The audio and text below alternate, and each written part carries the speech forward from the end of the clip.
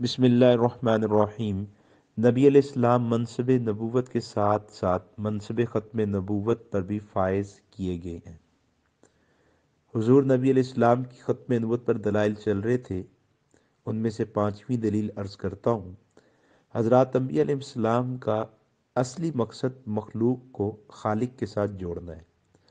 اور اللہ تعالیٰ کی اطاعت اور فرما برداری کی طرف بلانا اور اللہ تعالیٰ کی نافرمانی سے روکنا ہے۔ اس کے لیے حضرات انبیاء علیہ السلام اپنی اپنی امت کو اطاعت کرنے پر بشارت سناتے ہیں اور نافرمانی پر اللہ کی پکڑ سے ڈراتے ہیں۔ یہ بشارت اور یہ نذارت، خوشخبری سنانا اور ڈرانا تمام انبیاء علیہ السلام کی مشترکہ صفت ہے۔ ہر نبی بشیر بھی ہے اور نذیر بھی ہے۔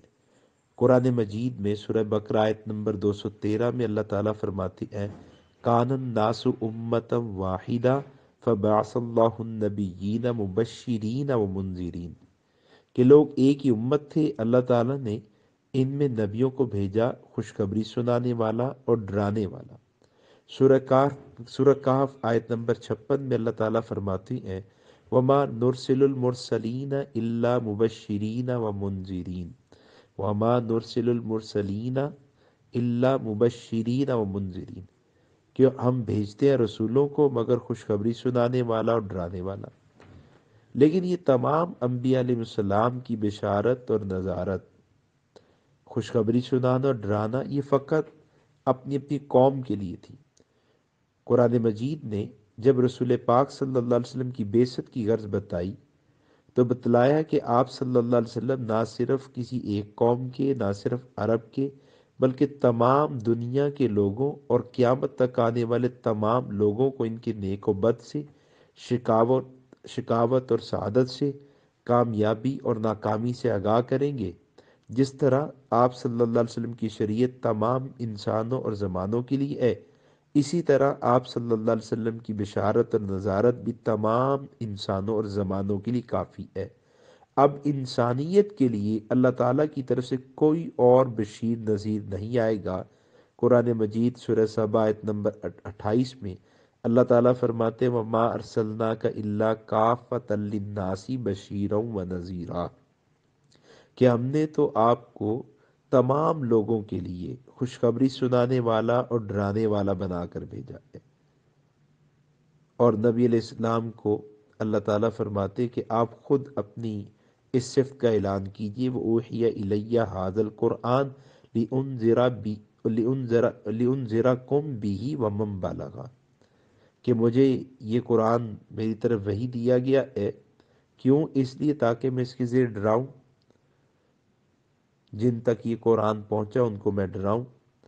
اب اگر یہ کہا جائے کہ آپ صلی اللہ علیہ وسلم کے بعد بھی کسی کو نبوت رسالت مل سکتی ہے، تو پھر سوال یہ ہوگا کہ وہ نبی اپنی قوم کے لیے بشیر اور نذیر ہوگا یا نہیں۔ اگر تو بشیر اور نذیر نہیں ہے تو پھر وہ نبی نہیں ہو سکتا، کیونکہ بشیر اور نذیر ہونا یہ تو ہر نبی کی صفت ہے،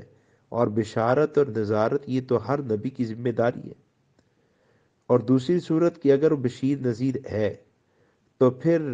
آپ صلی اللہ علیہ وسلم کا تمام انسانوں کے لیے بشیر و نذیر ہونا کافی نہیں رہتا۔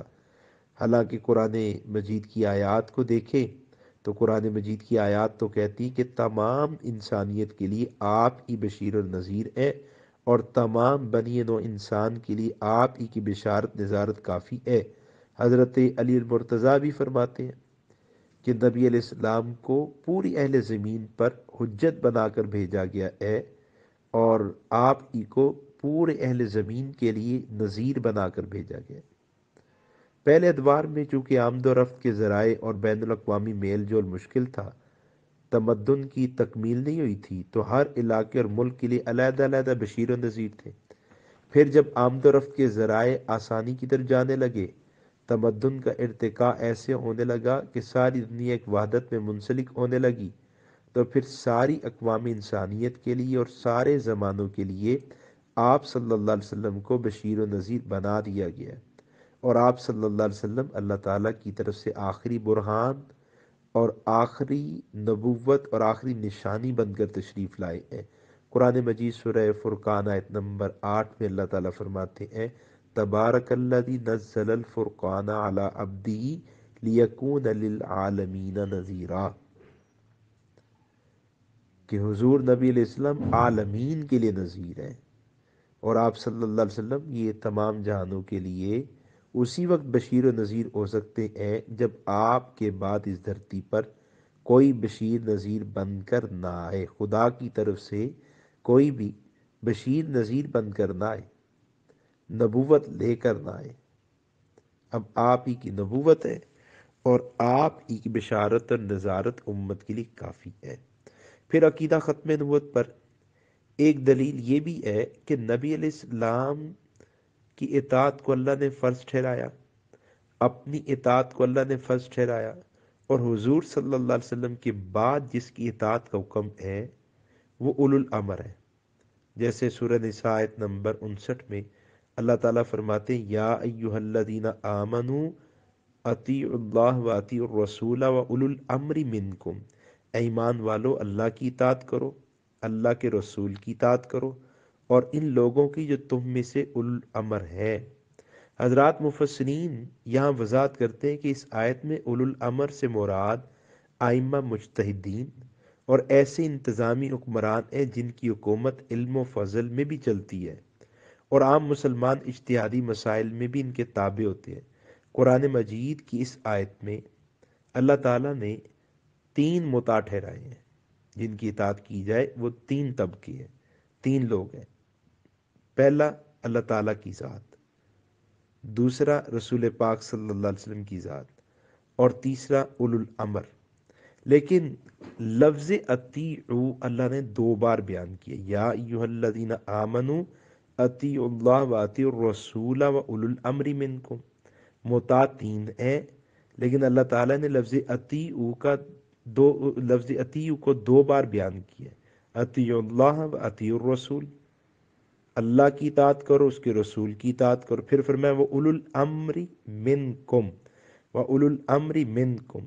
یہ اس لیے ہے کہ مستقل اطاعت وہ اللہ کی ہے اور اس کے رسول کی ہے، ان دونوں کی اطاعت کسی شرط کے ساتھ مشروط نہیں، لیکن اولو الامر کی اطاعت مستقل اور علیحدہ نہیں ہے، بلکہ اس شرط کے ساتھ مشروط ہے کہ اولو الامر کی بات اللہ اور اس کے رسول کی بات کے خلاف نہ ہو، تب معتبر ہے۔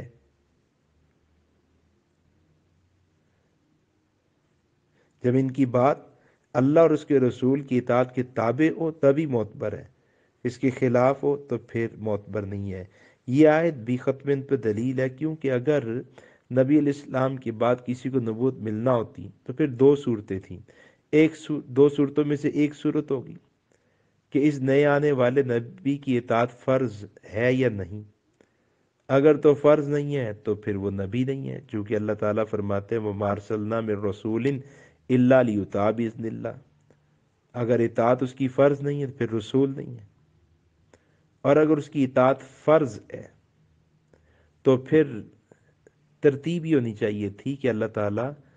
اطیعوا اللہ و اطیعوا الرسول کے بعد اس نئے آنے والے نبی کی نبوت اور نئے آنے والے نبی کی اطاعت کا ذکر کرتے،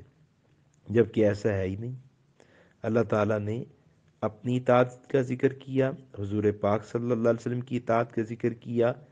اور پھر حضور کے بعد اولو الامر کی وہ اطاعت جو اللہ رسول کی اطاعت کے تابع، حکم کے تابع، اس کا ذکر کیا ہے کہ ان کا حکم بھی تبھی نافذ ہوگا جب اللہ رسول کے حکم کے تابع ہوگا۔ قرآن مجید نے اس اصول کو یوں بھی بیان کیا ہے یا ایہا الذین آمنوا اطیعوا اللہ و اطیعوا الرسول و اولو الامر منکم فإن تنازعتم فی شیء فردوہ الی اللہ والرسول ان کنتم تؤمنون باللہ والیوم الآخر ذالکم خیر واحسن تأویلا، کہ اللہ اور اس کے رسول کی اطاعت ہے اور الامر کی اطاعت ہے، تمہارا کوئی جھگڑا ہو جائے تو پھر اپنے امور کو اللہ رسول کی طرف لوٹا دو، وہاں سے جو فیصلہ پاؤ اسی کے مطابق چلو۔ تو بہرحال یہ آیت بھی نبی علیہ السلام کی ختم نبوت پر واضح دلیل ہے کہ اس آیت میں مستقل جس کی اطاعت فرض قرار دی گئی ہے